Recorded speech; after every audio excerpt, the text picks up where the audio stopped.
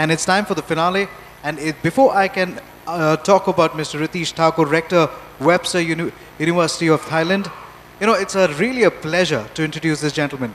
First and foremost, you see his picture of his right next to the Prime Minister of Thailand, and the very next day, he's right here with us. Ladies and gentlemen, I've just been told he's got a very, very busy itinerary. Distinguished guests, ladies and gentlemen, a very good evening. It's my pleasure to be here and to share with you some of my ideas and perspectives. And I'm sure you'll find my ideas and perspectives to be a little different from what you've been hearing. And that is simply because I'm taking a somewhat different approach.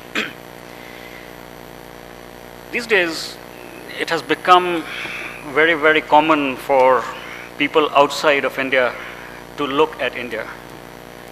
And somewhere we have started to refer to this outside of India in somewhat different terms. We say there are three models actually that companies follow.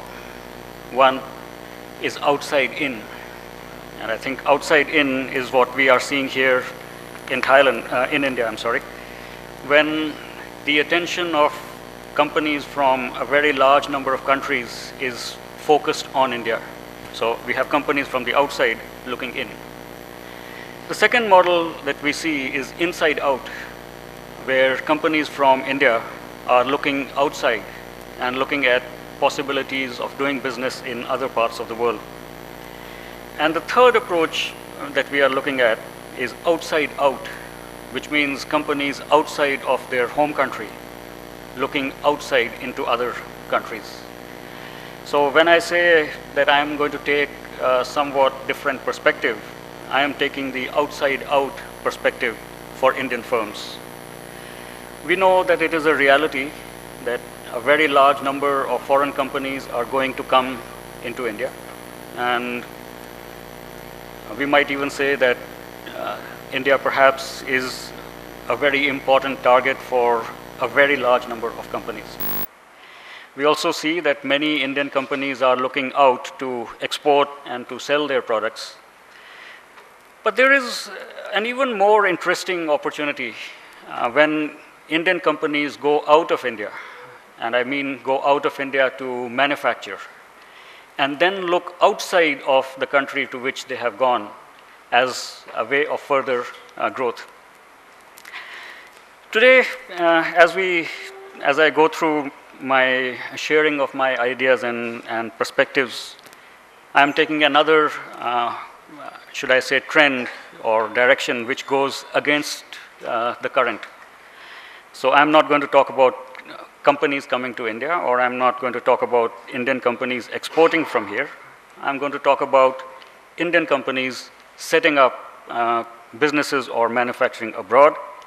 And the second exception that I am taking from the norm is that I am asking to take a look towards the East.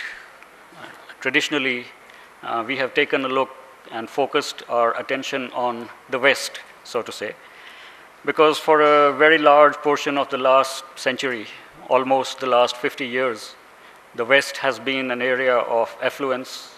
It has had the leadership, both in business, even in thought. But today, even the West is looking towards the East. I have here with me my presentation, which is going to be a little different from what I am talking about. And this presentation is targeted at specifically at small and medium manufacturers. And I dare say this is more like a do-it-yourself presentation, the slideshow at least. I have tried to put in a fair amount of resources that you can access by yourself, which gives you a fair amount of ideas if you do the research, and I hope that it will interest you in the ASEAN market broadly, which I'm going to talk about, and Thailand as the entrance route to ASEAN. So why, first of all, should we say ASEAN, and why Thailand? Not many people know that ASEAN is a fairly large market. over 200 million people, which brings it almost equal to, in terms of population, to West Europe, more or less a little less than the US. But this is a very dynamic market. Within ASEAN, you'll find countries where there is significant diversity. At the higher end, you have Singapore and Brunei, which boast of per capita incomes which are comparable to countries in the West. And at the lower end, we look at countries like Laos, Cambodia, and Myanmar, which are in the very, very early stages of starting to develop. And what is the significance of this for you? The significance is very interesting. No matter what product you make, there is a market in ASEAN for you. If you make products that are competitive and interesting for high-income countries, you can find them in ASEAN. If you make products or your targets are middle-income countries, then there are countries in ASEAN for that. And if you make and want to market products which are targeted at low-income consumers, you even have countries which exactly fit that need. So there is a lot of diversity. For many years, Thailand has been a very large market, the biggest in ASEAN. And again, not many people know that before China started to rake up double-digit growth, Thailand preceded that by several years. In the mid to late 80s and early 90s, Thailand grew at a compound rate of over 10%. In some years, the economic growth was 14%. And we were earlier, I had some gentlemen talking about how much export goes on from India. Just to give you a comparative idea, Thailand's economy is 60% export dependent and 40% domestic dependent. So you actually have an economy where the major portion of the manufacturing or the production and whatever else they do is made for people outside of that country. Very soon we will see, and I think earlier this year, Indonesia has taken over Thailand and become the largest market in ASEAN.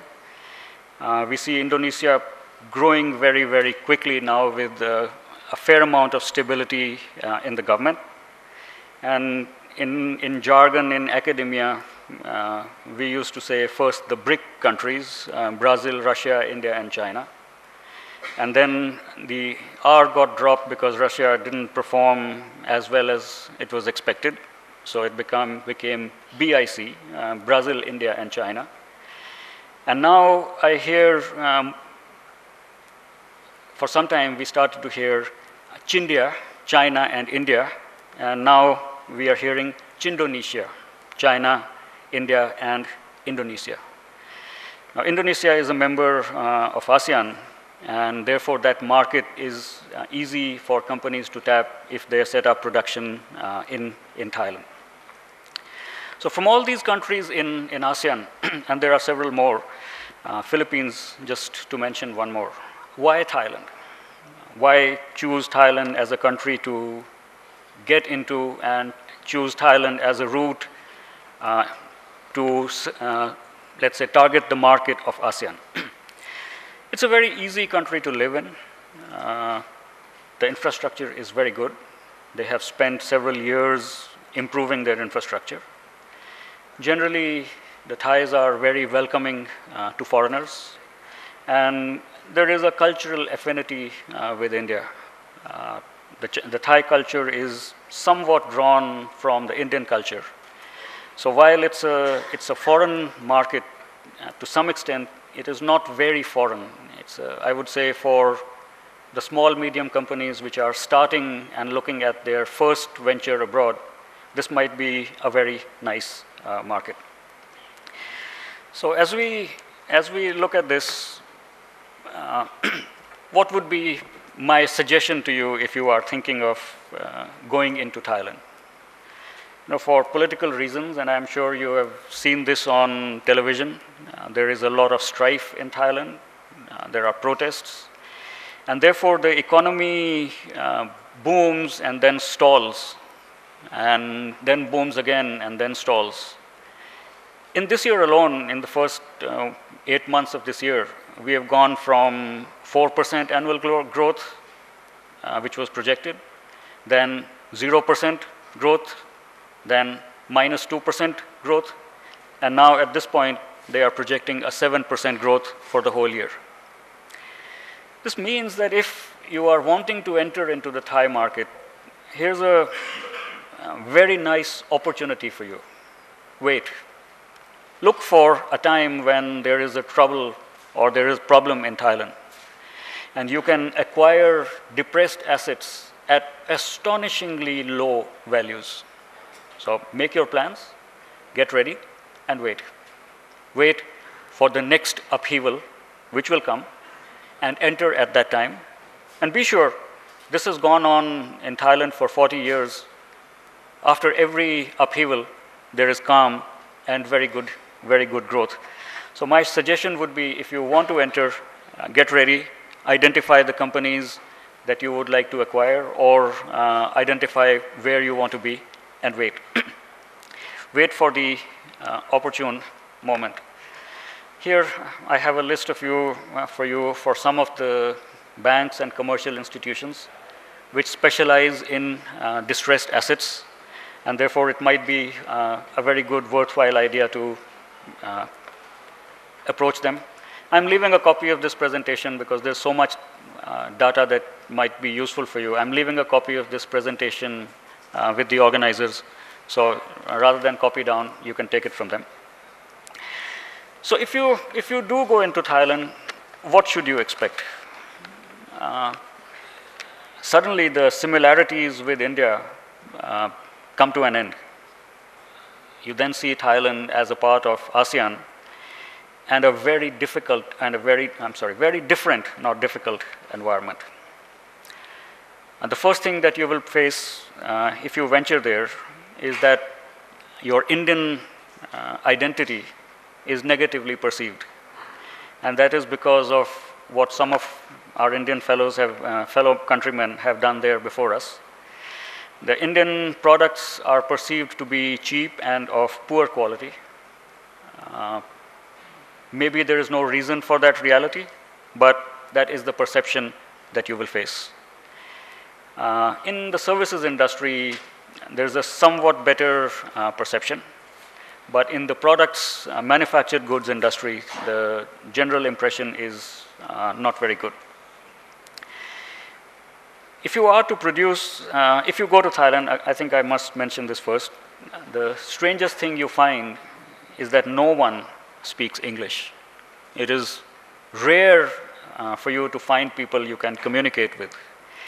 Now that is both a challenge and an opportunity. It's a challenge for every foreign firm that goes into Thailand, and it's an opportunity for Indian firms because the Thai language is drawn from Sanskrit. The pronunciation is different, but if a foreigner coming from another country takes 6 months to understand and to speak that language, it should take people from India only about a month and a half to be able to communicate in that language. And that places you at a very strong advantage. How people live, how they work, how they behave is also very different. In general, the labor is hardworking. They are skilled people, and they are very diligent. They produce very good quality, and they are very artistic and creative. And when I say they have the ability to produce very good quality, I have some examples that I want to share with you. Thailand is the global production base for Toyota. It produces pickups and other cars in Thailand and exports them to over 40 countries. It is the global production base for Mitsubishi, for Isuzu, for Ford, and Honda produces cars in Thailand, which it exports back to Japan. So the quality of cars produced in Thailand is on par, they say, with cars produced in Japan. So if you do go there, you can be assured of a labor force that is very disciplined, very hardworking, and able to consistently deliver very good quality products. In general, they are not very highly paid. And as a strategy, companies in Thailand keep the salary of the factory workers low, but reward them with substantial bonuses when the profits are good. So profits, sharing of profits by way of bonuses is a very common exercise. And sometimes employees will receive 6 months to 8 months of their annual salary in bonuses. And they know that it depends on their output, and therefore they are geared towards producing this. There is generally little or no militancy. The labor laws are very, I would say, employer friendly. You can fire people, terminate them without reason, with or without reason. And if you terminate them without reason, all you need to do is pay them compensation, which is roughly a few months. I think if it depends on the number of years that the employee has worked. And the important fact here is that you can actually terminate them without any reason, with minimal compensation. The attitude of the people, I think, is, and that was what I first experienced when I went there. The attitude of the people is very different from the attitude of people we see here in India. Work is only one part of their lives. It is not even the most important part of their lives. They place a great deal of emphasis on other aspects. They like to relax. They like to go on holiday. They work when they are working. And the moment that their work is over, they are totally and completely detached from their work. This means some problems, but it also means that when the workers come to work, they are fully coming to work, just as when they go for a holiday, they are going fully to the holiday. There was a time in the early 1990s when Thailand's unemployment rate was minus 1.5%. And it takes some bit of explanation or thinking to understand, how can a country's unemployment rate be minus? Well, 1.5% of the employable workforce had more than one job. So they were working at one job and then working at another part-time job. Today, if you venture into Thailand and want to set up, what we find, the labor is not a problem. You can find good quality workers, very artistic. There is greater difficulty in finding middle-level managers. There is greater difficulty in finding staff, simply because the economy grows very rapidly and the population is not growing fast enough, or the universities are unable to produce people with the appropriate skills to take over all the jobs that are available. So this is a challenge that if you do venture there, you will face. And in fact, this challenge has been met very recently by many of the multinationals. For example, when Standard Chartered Bank acquired Nakhon, they removed the entire management team of Nakhon Bank and replaced that temporarily with a completely Indian management team. When HSBC started to restructure, they brought in a completely Indian team to restructure that organization. And I think if you either acquire a firm or if you set up manufacturing, that might be a very good way in which the gap of skilled workers can be overcome. There is a little bit of a problem when foreign workers are employed, and that is again the language problem. The language problem arises because unless you can communicate with your workers in Thai, you're not going to be able to get very far. But like I said, Indians have an advantage on that ground. When you do get there, what do you find? You will find competitors from all over the world. You have companies from the Western countries there. They manufacture products, they market them. You have companies from ASEAN which use Thailand as a production base and as a center for manufacturing. You have companies from the Far East, Japan and Korea, and you have a significant presence of Chinese companies. There's also a well-established Indian business presence. The Tatas are there, very recently with Tata Motors. And I dare say, in the first year at least, they faced a monumental struggle trying to sell their vehicles. But the second year appears to be better. The Birlas are there with a large presence, and most of them produce upstream products which they sell to other companies and so on. But there are many families of Indian origin, second generation or third generation Indians, whose parents or grandparents migrated there. And they are very affluent and they are very successful. So I think if you are looking at market entry, you might want to get in touch with some of these groups. They have the insights. They still retain their Indian heritage. So culturally, they are still connected, and so on. One thing that a lot of companies coming into Thailand do not sufficiently exploit, I think, is that it is not only an area where you can make your products and you can sell them. There are very good sources that, for those of you who have not done business in that part of the world, might not easily expect, they might not come to mind. Because there is Japanese manufacturing there, there are also Japanese component suppliers there. There are also Japanese parts suppliers there. There are Chinese manufacturers there. There are Chinese component suppliers there. There are Korean companies which assemble products, so therefore there are Korean electronic component manufacturers there. There are companies which manufacture designer goods in Thailand, and therefore there are companies which actually design the products in Thailand.